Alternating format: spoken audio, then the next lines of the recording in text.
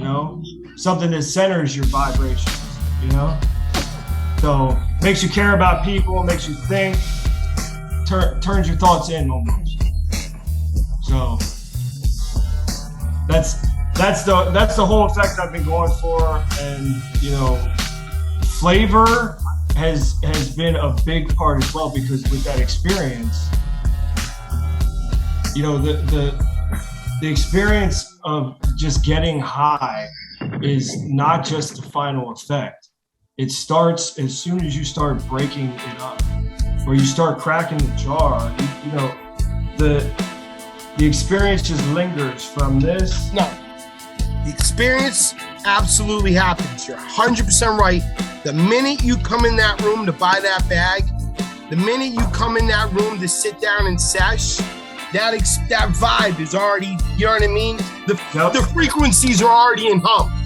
Yeah. Then you sit down, bro, and you hand that person the bag. And you know, usually, like for you and I, right? It's like, bro, check this out. Look at this, you know? And then it's like, you crack the jar, or, you know, the jar, depending on what jar.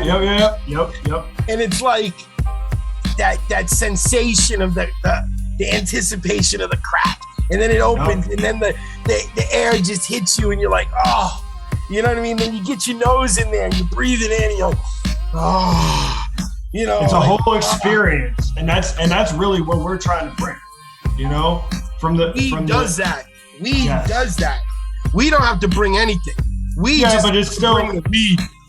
Yeah, but still, if you can bring a variety of flavors and a variety of smells, and it does, it brings that. You're right.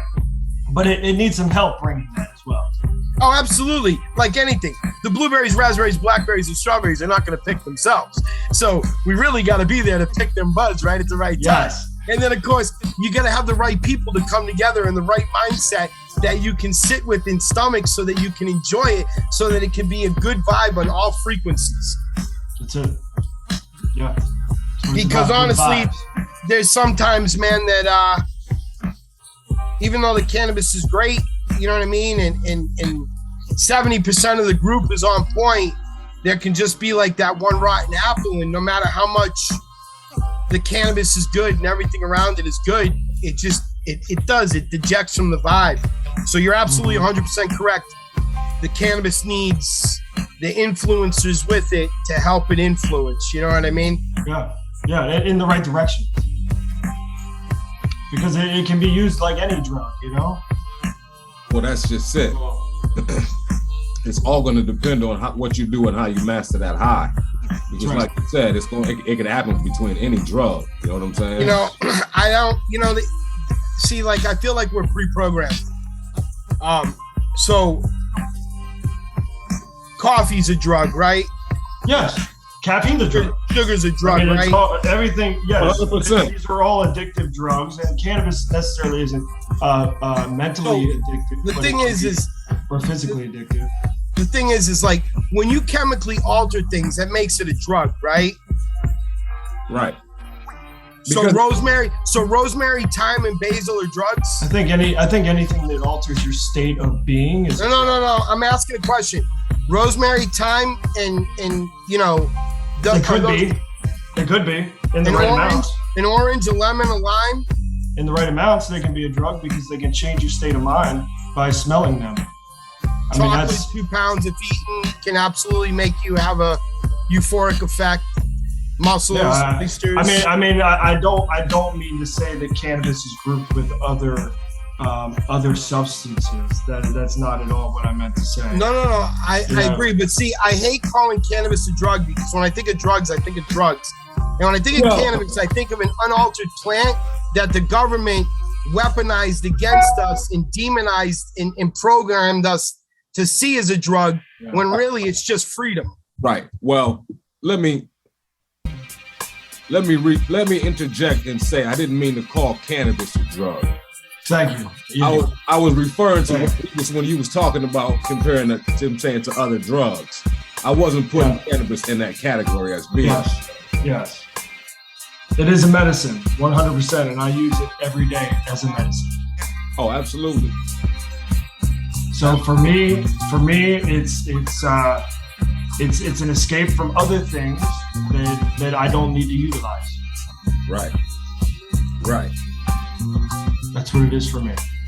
And I love the plant, and I've loved the plant since the first time I met her. Oh yeah. I love it. That's amazing. I fell in love with this bitch the moment I met her. Never forget her. Like, she's impossible. She does so much for you. Yeah, and I love the just seeing all the different varieties. That is so cool for me because I grew up and I saw like quite a few varieties growing up, and I had no idea that the plant could make any smell, any flavor you could ever imagine. Oh yeah, once you trust me, yeah. When I learned all the different phenotypes of cannabis and what it could do and every style of flavor and how really breeding can control that, because in our day, it was skunks, pines, lemons. If you got a cherry or a calio or a strawberry fields, it was rare and in between. But for the most part, the sandalwoods, the pines, the skunks, the lemons were very, apparent in most cannabis at that time. Yeah, that's because that's what was available in seed form. And now with all the interbreeding and all the ability to breed more and actually be more open with it, you know what I mean? Like, we're just scratching the surface of this. Like, we're not even at a point yet where, you know what I mean? Like, we're really just peeling back the first layer, because for the longest time we've been pioneering, they call it legacy, and we've been pioneering this for the longest time underground with no ability to use labs and scientific research. We haven't even been able to really get to that first layer, but we almost there. This shit really going to explode for us.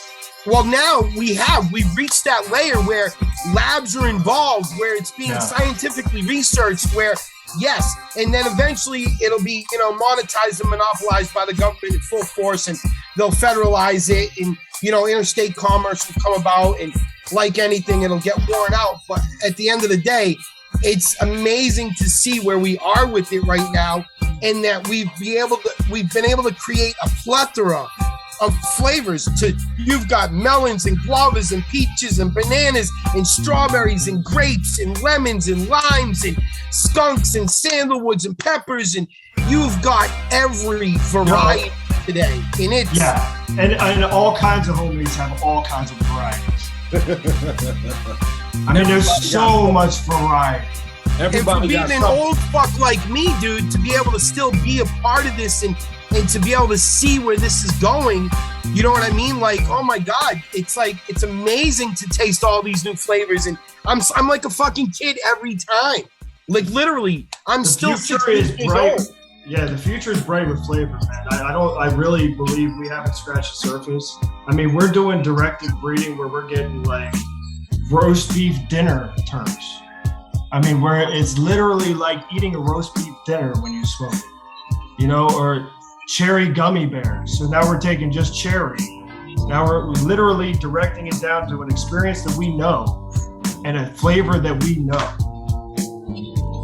So that's what's cool to me. Like I can narrow it down to a certain experience or a meal or a flavor I've had in my life and select for that. That way others can enjoy that same experience. Hey, Laws. Hey, Dan, this is how we're going to do this, man. Before we get too deep caught up into this, because I definitely ain't going to lose none of this content. We're going to let this shit keep flowing. But for right now, Elite Digital Radio presents ready to start the show? Podcast. Let's go. The Elite Podcast is available on Apple, Android, Apple Spotify. It's also available on the Elite Digital Radio Presents the Elite Podcast YouTube channel. Hey, listen, man, it's not a name, it's a lifestyle. Season 2, episode 19. As you can see, I got started. We're gonna call this one the Smoked Out Edition of the Cannabis series. You hear what I'm saying? Elite BOYZ is back, baby! Elite Digital Radio presents the Elite Podcast. The Elite Podcast will provide a platform of conversations and interviews that will discuss diverse intellectual content that may resonate with you or to you in our culture. Tell a friend to tell a friend. Them elite boys is back out of the game. Oh, yes. All right. How you? How you doing, Dwayne, man? We killing it, my brother. Hey, listen, man. Yo, we back season 2 of the Elite Podcast, man, the Cannabis series. Tonight we stacked with another banger, as y'all see. We just gonna keep. We got fucking a bang banger, bro. We got the Wicked Sour boys out of Maine. We just gonna keep this rolling, man. We ain't gonna cut nothing. We ain't gonna stop nothing. Elite, we got a treat, man. Please help us welcome Wicked Sour to the spot, man. Appreciate you, boys. Thank you very much. Definitely, man. Thanks for having me, man. Appreciate you, man. Appreciate you giving us your time today, man. But before we get too deep into it, one more thing I gotta do is give my shout outs. First of all, I gotta give my shout out to you, my man, for coming and kicking it with us today on the Elite Podcast. I gotta shout out my girl at Lazy K. I gotta shout out my man at DJ_Big Roy. I gotta shout out CT860, my man at FA Hardan, and at Fifth Coast. Fifth Coast Farms just hit us up too, man. Oh, yo, shit. Let's give a shout out to our boy at Supreme Music. Yes, sir. Oh, yeah. Hey, yo. Killing it right now. Big shout out to Preem too, man. Yo, my young buck is killing it right now. Hey, he got a new little ad he popped up on his IG, man. Check it out. It's a dude running up on him at the ATM. I know, I love it, bro. It's this grocery store. He's like busting for me right here. He's like, you want to rap with him? Yo, I love him, bro. He's good people, good vibes the whole way. Definitely, he good peoples, man. But listen, he's heritage, you know what I'm saying? He's part of the Wu family. It's in him. It's in him. But listen, yo, Stan, man, before we get too, started back into where we was at, let's give our listeners a little background, you know what I'm saying? Who you are, where you from, where you grew up, man. Yeah, right on. I grew up in central Pennsylvania, actually. I grew up on a small farm, so I was always surrounded by plants and nature and things like that. At least when I was a teenager, you know. And that's really when my beginnings of cannabis started. When I was like 12 to 13 years old. My sister was a little older, so she always had people around, you know, partying, doing whatever. So I kind of got meshed into that lifestyle, you know, and I got to experience cannabis very early, and it really has helped me along the way. You know, I'd say I'm ADHD at times, you know, or people would call me that. So cannabis helps me calm down, slow down my mind sometimes, and just be one, you know? Absolutely. Makes you feel whole. Makes me feel whole, for sure.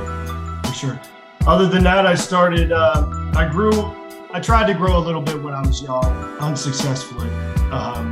You know, I tried to grow in I was just telling a friend of mine today that I tried to grow in a speaker my dad had. You know, one of those big floor speakers. Hold on, when you say young, how old were you when you was trying to grow like this?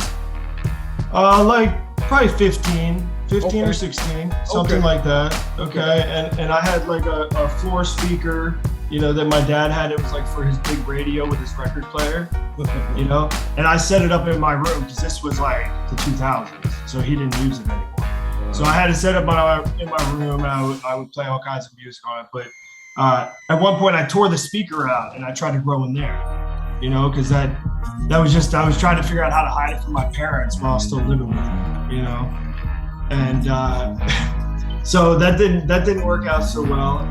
The speaker box got too hot and the plant melted, and, you know, I had a few other things, you know, unsuccessfully. But after that,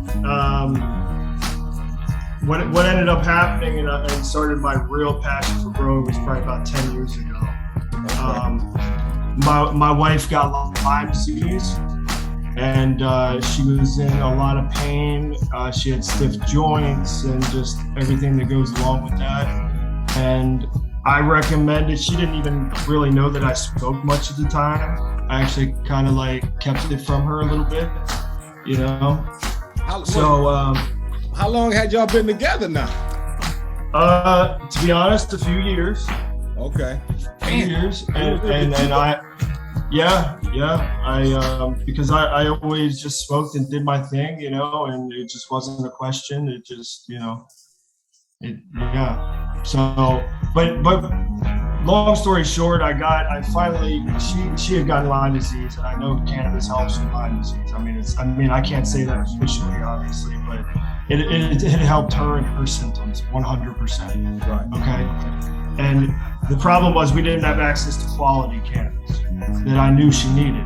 You know, it was always up and down flavor, you know, not even just different flavors, just, you know, quality wise. You know, we didn't know what it was sprayed with or how it was grown or anything like that, you know. Right. So we really started thinking about that, and then I started growing ourselves. I ordered seeds online, you know, and we started growing and flourished into a really fun hobby. I'll say that. And along the way, I met a lot of really nice people that really care about the plant and care about community and care about preserving genetics. So I've been blessed along the way with a lot of family genetics, you know, to preserve and breed with, and just continue the culture of cannabis. You know, that's what I feel like. So I'm on a mission. Absolutely. Bring flavor to the people. So bring people to the flavor. There you go. That too. There you go. That too. Just be flavorful, period. Just be flavorful. I mean, and then once you have the rainbow, bitches. Once you have a real passion for cannabis, it's easy to have a passion for pretty much anything. You know, for food, for I mean, literally anything you can think of. Just it's a shared experience. Once you can be a connoisseur of one thing, I feel like it's easier to be a connoisseur of many things, and cannabis can be an entry for that. Right. Okay. But see, that goes with the cliche though, right? That is the game. Wait, the cliche is that we were all lazy stoners. Good for another pint, burning our brain cells. That's a cliche. That's a cliche I'm trying to work against too, you know? That's the stigma that needs to go, because the funny thing I've found with most cannabis users that are strict cannabis users, like, they're pretty fucking creative people. Yes. You have to be. That. Yeah. You have to be. I'm just saying, bro, most lazy people aren't really creative. That's what I'm saying. You've never been like, man, he created some amazing shit, but he's super lazy. You know what I'm saying? No. Like, you've never, that's not, it just doesn't, whereas you can, like, man, he has all the potential in the world, it's too bad he's so lazy. You know what I'm saying? So, like, it's either or of that spectrum. So, like, most people, I feel like when you gravitate to cannabis and you make cannabis a part of your culture, and this is why the drug thing kind of bothers me, because when I see most people that get into opiates, their direction with usage is usually in other chemical assets that bring other drugs to the table that are not very viable to human culture. You know what I mean? They're more destroyers of man. Right. And cannabis is not that by any means. No, not at all. It's been but it can help those people. And been demified, you know what I mean, by our government, and we've been trained to think, oh, the pharmaceutical industry exists because they took cannabis away from people. If you have a headache, you can get rid of it with cannabis. If you have an appetite issue, you can get rid of it with cannabis. If you have a sleep issue, you can get rid of it with cannabis. You can do most things that they have you popping pills for 24/7 with cannabis. And that's why when I talk about cannabis, for me, it's freedom. It's literal freedom. And you don't have to have a processing plant. You don't need machines. All you need is good soil and sun, some water. That's it. And she'll give you everything she has. And you can extract those oils that are essential to the body because you have an endocannabinoid system, and that plant works directly with that in producing endocannabinoids. It's made for us. It is made. Yeah, I believe that too, but I don't believe it's a cure-all. Yeah, I want to hear your rebuttal to that. I want to hear your rebuttal. Okay, Well, my It's just not a cure-all. I mean, I believe it helps with many symptoms. I believe it's been proven to help shrink tumors and things like that, you know. There's a lot of things it can help with, but just like any medicine or anything that can alter you, it should be used in a way that, and each person is different, you know? Each person's different, but it should be used in a way it helps you and not hinders your performance as a human.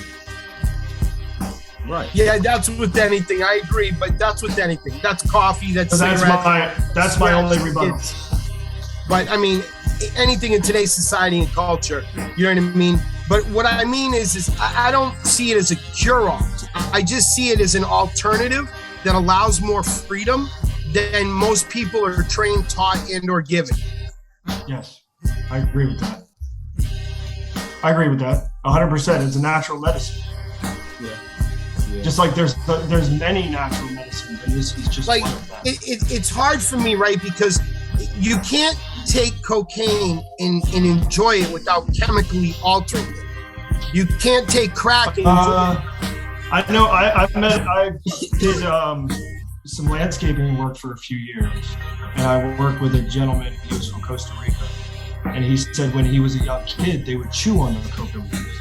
Oh, absolutely, because that's where you get it. But to get the final product, you have to chemically alter it. You don't have to do that to correct. Yes. Yeah. Okay, so to have a powder, you have to chemically alter it to create that powder. The base of it coming from a plant. Oh, definitely. Yeah. Now the plant on its own is fine to use within portion. It was originally in Coca-Cola's original formula, okay? But then somebody came along and realized, hey, we do this, that, and this. Man, we've got cocaine. Came along and realized, hey, we do this, we've got crack. Hey, we've got heroin. Hey, we've got PCP. Hey, we've got... So all those things, LSD, it's all chemically altered. You know what I mean? Like mushrooms, not chemically altered. You can grow them, pick them, eat them, have the adverse effect. Marijuana, grow it, dry it, smoke it, have the adverse effect. The other ones, including any pharmaceutical grade and or any caffeine grade, are mainly machine altered, chemically altered. And that's why it's hard for me, in just my opinion, to lump them together, because the way the human body works, I mean, sex, you know, alcohol, scratch tickets, sporting events. Alcohol's definitely a drug. You know, any one of those can alter your state of being, and any one of those can alter the chemical releases within your body. You know what I mean? Anger, depression, frustration. There's so many things that can, right? As well as enhance them. But now, do I feel cannabis is for everyone? No, because if you're lazy in nature and you smoke a lot of indica and you don't know the difference, not educated on it, it's going to enhance your laziness, and then it's a detriment to you. So that's where I agree with you. Right. Everything should be used within reason. It's not just out here to have fun. Right. And selective breeding towards certain effects, you know, because these days sativa indica thing is almost a joke, because you know so many things are hybridized. Yeah, everything's hybridized today. So instead of that, it's just you need to know that the breeder selected for the effect that you want. Right. Which is a sativa or indica effect possibly, or a mix of both. But it has to be the effect that you want. That's why it's really good to know your breeder. I mean, if you can track your cannabis the whole way back to the breeder, that's the best way to do it. Hell yeah. Hey, Dan. Absolutely. I mean, hey, think about it. You do it with every, you know, if somebody walked up to you with an empty white bottle and said, here's an aspirin, you'd be like, okay. Now, if it said Advil, Tylenol, ibuprofen, sure. But if it was just a plain white bottle and a pill you'd never seen, you'd be skeptical about it, right? Absolutely. Yeah, so it's the same thing, right? They do it with alcohol. You can trace it all back to where it's brewed, how it's brewed, you know what I mean, chemically. So, like, it should be that way with cannabis, where the breeder should be able to be like, hey, you know, this is my cannabis. Let me put it out here, and this is the effects of my cannabis, so that they can find patients that viably work for them and can get medicine to the patients that viably works for them. Yeah, I mean, because that's what it's going to take for massive amount of people to be able to get the right medicine because they need to narrow it down to a certain source, you know? Hey, speaking of which, man, speaking of knowing your breeder, let's dig back into you for a second, though, Dan. How do you go from destroying seeds and plants in a speaker box to now growing for your wife to the point of making some bomb fucking flour? How does that work? Okay, a lot of research, honestly. I did a lot of research in a short amount of time to learn as much as possible is how I got kickstarted. I started in my basement in Pennsylvania, okay? It was more than 7 years ago, so, but I started in my basement and honestly, like, I just started building up. Like I started with maybe 10 or 12 plants, okay? And they were seeds from a friend of mine who had bag seeds from the early 2000s, you know? So we had like five to 10 plants or so. And I grew those out in soil in 5-gallon buckets with a light I had gotten on a job site they were thrown away somewhere. So it was just some old inefficient light source, you know? And I just started growing and it became, I became passionate about it and I tried a lot of different methods. Okay, I went from starting organically and I started feeding salts then because I thought it would help my plants grow bigger, you know, and ran into some problems there. Then I tried to go to cocoa and I ran a few cocoa nutrients and ran into some trouble there that I just wasn't super happy with. And I tried deep water culture for a little bit with the bubble buckets. You ever see those? Yeah. They're pretty cool. I tried that for a little while. And that grows monster plants, you know. But I ended up going right back to living soil. Okay, so in my basement in Pennsylvania, I had big 4x8 living soil beds full of life, full of mulch and beneficial insects and cover crops and all types of things right in the basement. It was just like an ecosystem. Yeah, the big ass basement. It was a decent sized basement. Yeah, it was a decent sized basement. So, but it was just a fun hobby thing I did. You know, it was just a project because I had a full-time job. I worked. You know, I went to work every day. You know, but this was just a nighttime kind of thing that I just did for fun. And I started just growing seeds, and it was just things I ordered online, mostly from overseas. Mm-hmm. And then eventually I met a homie of mine online, and he literally said to me, the only way you're gonna know if the plants you're growing are truly world class is if you grow these other elite clones, like clones that other people have. Okay. Right? Because like I can grow 1,000 plants, but if I didn't see Jeff's plants down the street, Jeff might have better plants than I got. Right? So that opened my world to actually accessing cuts.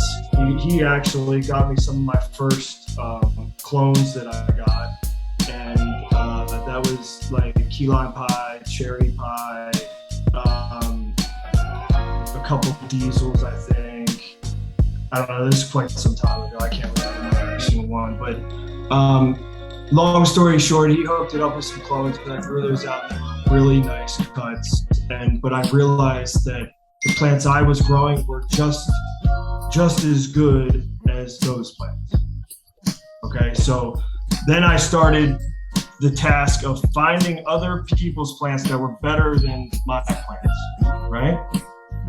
Because those plants were great, and they were great in a lot of qualities, but they lacked in some qualities too, just like all plants do, because nobody has found a perfect plant, or nobody would be looking for a plant, you know? So, and there really is no one perfect plant, but so then I met a lot of people along the way, and they would share cuts with me, and I would grow them out and select them in my room, and I was still growing my own genetics, you know, at the same time. Mm-hmm. And just really trying to hone my craft, because that's what I love to do. I love to hone my craft. If I'm gonna do something, I'm gonna do it the right way, and I'm gonna do it the best I can. Okay. So that's what I do. Now, in saying that, and as you was talking before, speaking of in reference to helping it with your wife, how has she now, in effect, grown from what you're doing? Yep. So she smokes very mildly, to be honest. Okay. So she smokes in the evenings, and she'll pack a bowl and smoke in the evenings, and that's about it. And she has a few varieties that she enjoys that just relax her, more than other ones. She's very sensitive to cannabis. Like, I like cannabis almost to speed you up a little bit, Right. But it gives some people more like anxiety, right? Like, that's just naturally comes with the type of effect, Right. So when she's trying to go to sleep and smoke cannabis, she obviously wants something now that is more calming, and like cherry pie is, or even like an OG can be calming, or she has a couple that she really likes, but yeah, she hasn't had any issues with the Lyme. She's actually into CrossFit. She works out every single day, and she's really good at what she does. She loves CrossFit. She loves fitness and treating her body right. You know what I mean? And that's what I was getting to say. How has it affected her in an overall presence? You know what I'm saying? I think it's helped her calm her mind too. She suffered from anxiety and things for a long time, so I think that little bit of cannabis at night helps her just deal with the day and be able to go into the next day a little smoother. Right. Now, did that make it easier for you, in a sense, for you to dig in a little deeper and a little faster, knowing that it was going to help? Yeah, it did. It really did, and I'll be honest, like, that was my driving point that I started. Yeah. Right. But after that, it was like a can of worms open. And it was just, my mind went, and I just started doing like all sorts of other things. I'm not all sorts of other directions, like the breeding and all, because I could have just stopped it. I could have found one plant. Right. And just grown one plant out and just kept doing that. That's anybody can do that. That shit clicked the switch though, and you kept that light on and kept moving with that shit. Yeah, and I just kept the lights on. That's it. Hell yeah. I kept the lights on, and I kept growing new varieties.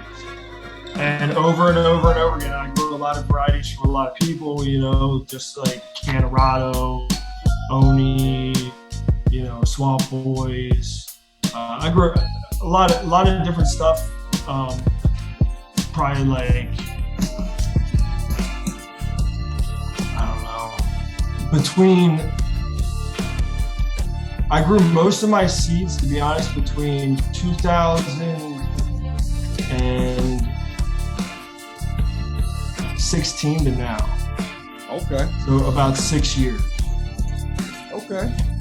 Yeah, that I've really been popping a lot of seeds, and I've been growing. I like to see a wide gene pool in the seeds that I grow, because I find that there's a lot of varieties that have like a lot of 7s in them. If you say you grow 10 seeds, okay? In 10 seeds, you might have a 10, or it's very rare. You might have a 9, okay?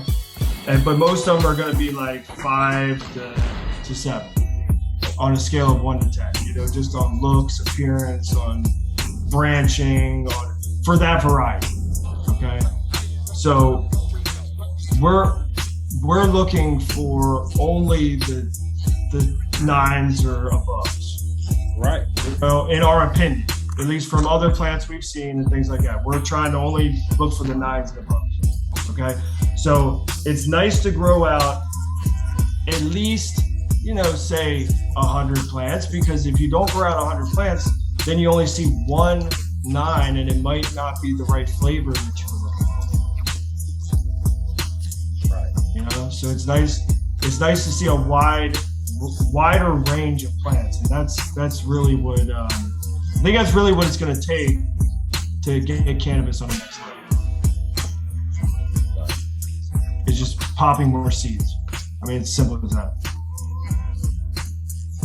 But do you think that's adding to how we getting all these crazy flavors and these mixing of other strands? Oh yeah, because you can take two things and they could blend and make a completely different new flavor that you've never seen before. I mean, I've seen it with my own eyes. We do it all the time. Yeah. So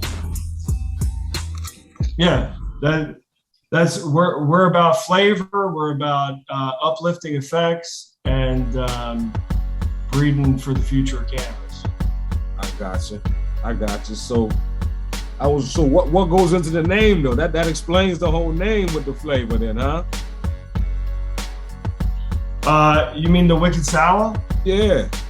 Okay. Well, my wife actually helped me come up with the Wicked name because back when we were doing it, you know, it was kind of like wicked that we were growing.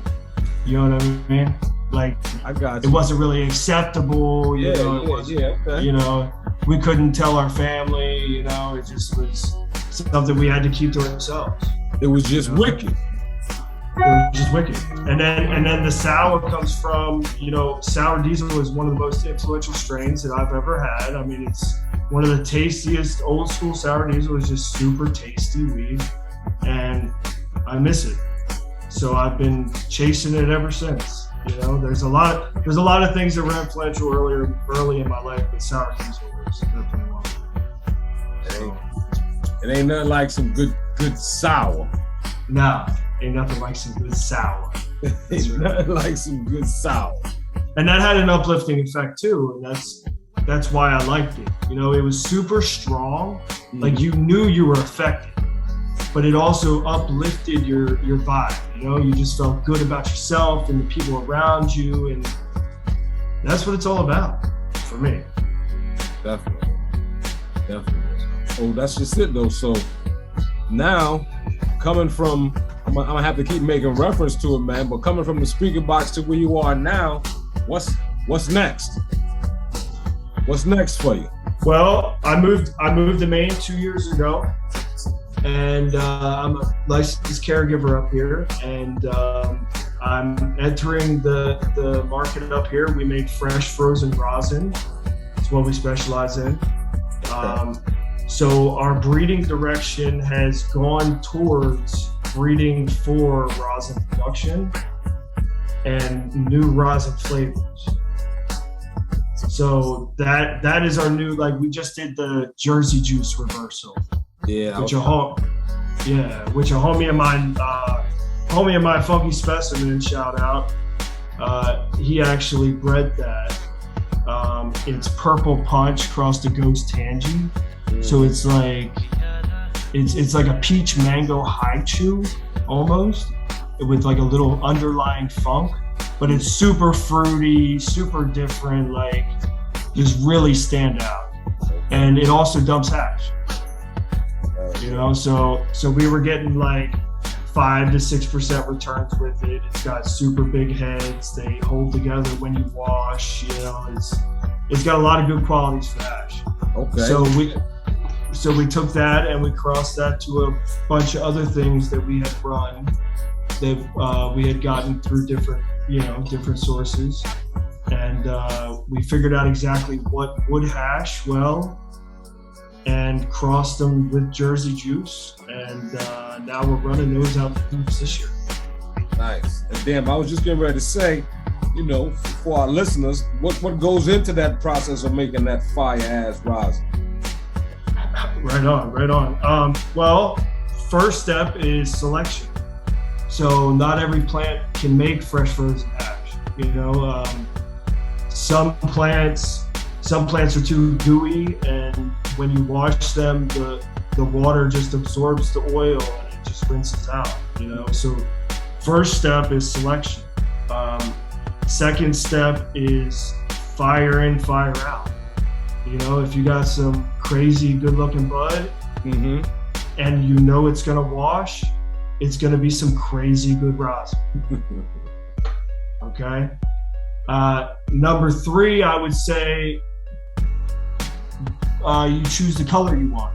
Okay. So if you want a more uplifting effect, harvest a little bit earlier and it'll be a little bit white.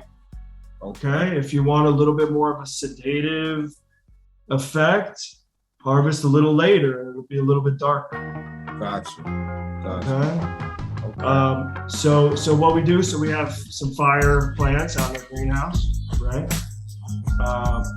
We take them and we strip them down, buck all the buds down to like real small pieces, throw it in the freezer as quick as we can, leave it there for a few days, and then we take it and we wash it with a paddle in ice water, drain it out, dry it in a freeze dryer, and then we press it in a press at between 150 and 200 degrees. And out comes rosin that is beautiful, and we have some here. So. Rosin. I think I've heard of that stuff. Fire shit. So it's fun. It's honestly, it's not something I was really into up until like last year, heavy. We decided to turn our crop into fresh frozen, and it turned out really well, and I was super stoked. I actually, the reason I got into fresh frozen in the first place, an old homie of mine, Amish Raid, introduced me to, I saw some like Harry Palm's hash and stuff like that, you know, and I saw the killer what they were doing. That was like 4 or 5 years ago or something, you know? And I saw they were killing it with the flavor game and all that stuff. And he had spoken to him or something and got some of the tech on how to wash and stuff like that, you know, and we tried it. And it was up and down. Like I said, like selection's the big game, because if the plant doesn't wash, you're going to lose your ass, you know? So if you don't know how to do that, if you don't know how to look at the plant to see if it's going to wash or not, you're kind of screwed, you know? So you really got to know if it's going to wash. So we did some test washing. I kind of lost my ass on it, but we made a really good product. And it's still some of the best hash I've seen since till today. And I just took off with it up here in Maine. And haven't looked back. So that's what's up. Hey man, but listen, before we wrap up, man, again, I want to thank you for coming out, chatting with us today, man, here on the Elite Podcast, man. Like I said, we definitely gonna have to call this one the smoked out edition, because we generated a lot before we actually got started, but I ain't want to cut it back. You know what I'm saying? So it's good. All right. Look, I appreciate that though, man. This a first, so it'll be a first. I like it. But before we get up out of here, man, I want to give you a chance to promote anything you got coming up. You know what I'm saying? In the near. Yeah, right on. We're gonna be in New York at the end of the month for the Best of New York show, so that's gonna be pretty dope. We also have an event at skate park in Brooklyn on like 9/4, I believe. Oh, word. So that'll be pretty cool. So everybody can just check out my Instagram. It's at Wicked Sour, or just go to wickedsour.com. And just check out our seeds. We got seeds. You know, like I said, we're doing targeted hash breeding. If you're a medical patient, come see us in Maine for some rosin. You know, whatever. Yeah, I seen. I was checking out the page, man. Y'all send seeds with any package? Yeah, we sell seeds right here. Yeah, man. I seen it on the site. I'm like, damn, okay. All right. Yep. So check us out, man. All right, definitely, man. But listen, so before we end the show, man, before we get up out of here, every week I do what's called a Fave 5. If you say you watched it, you saw it. So now it's your turn. My gonna hit you with 5 quick hitters. You answer whatever comes to your head first. You ready? I think. He's ready. I'm ready. Yeah, go ahead. Something simple. Your favorite 3 seeds. Sour Skittles,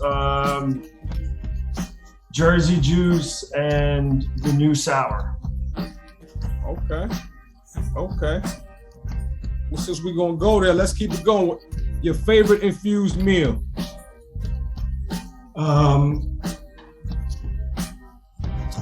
Probably a Stroop waffle that I got from my homie Green Alex, Green Love Organics. Yeah. Yeah, he's from Southern Maine. It was a Stroop waffle at one Nican. Okay. Yeah, in Boston. But yeah, it was really dope. Banging. Okay. Yeah, I haven't really experienced too many infused meals, but I want to get into that. Definitely. Yeah. All right. This one I ask every time just to see how we go. Me and Laws go back and forth on this shit right here. Hash or flowers? That's easy, man. Flower. Hey, Laws, you see what he's saying, right?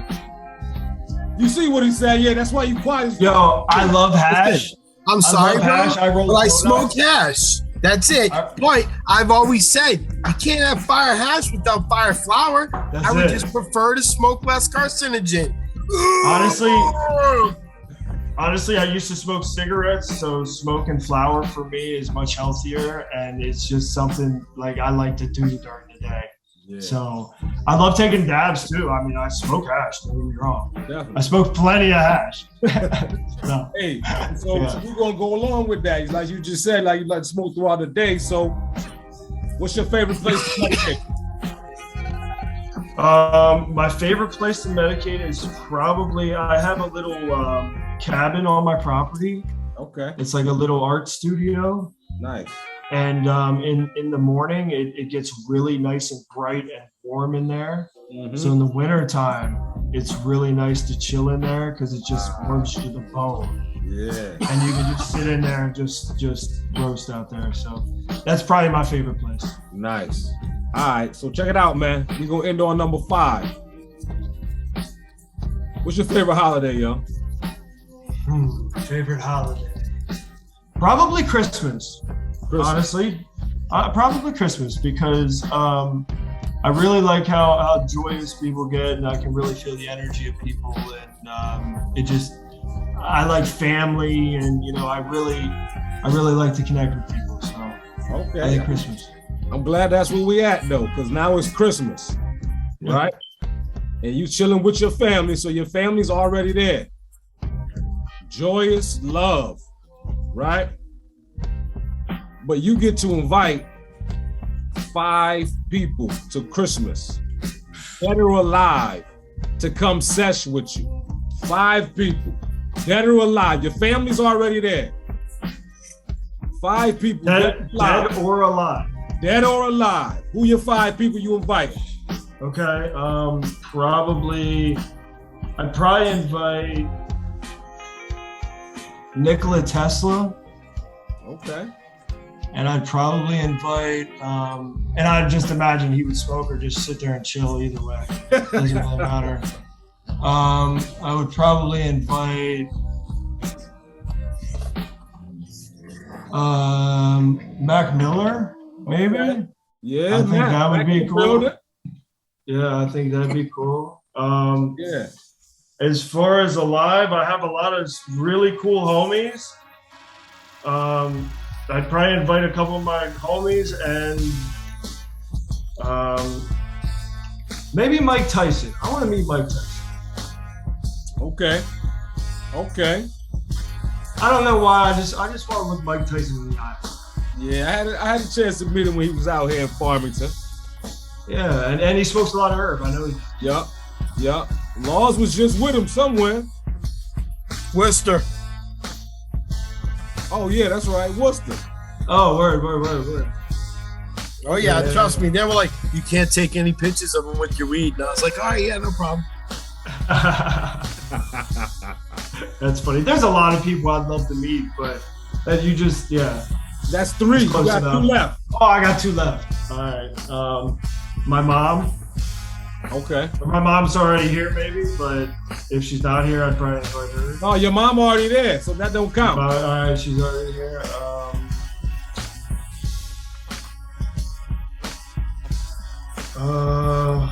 Probably my homie Rongo, who's Funky Specimen. I'd probably invite him over because I just love chilling with him. He's super fun. Okay. And probably the number 5. This is rough, man. I don't really. Probably my great uncle who passed away, because I know he had a lot of information that I didn't get, and I wish I would have gotten. Absolutely. So my uncle Vicky. Okay. Yeah, that's probably it. That's a good 5. That's a good 5. Right. I'll see you that. All right. All right, appreciate it. What were your 5? Oh, my 5. If I was to do a 5, it would have to be my father, who's no longer with us. My best friend, who's no longer with us.